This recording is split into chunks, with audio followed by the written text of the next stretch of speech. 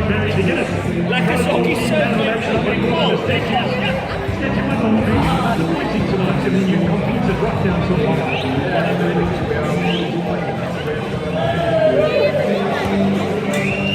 Happy to get that point, just obviously disappointed.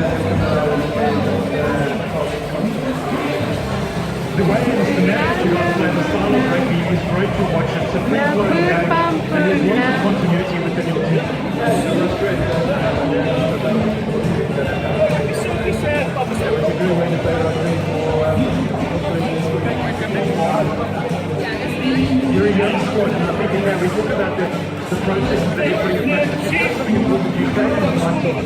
Absolutely massive for all games. Just stick it together to the last.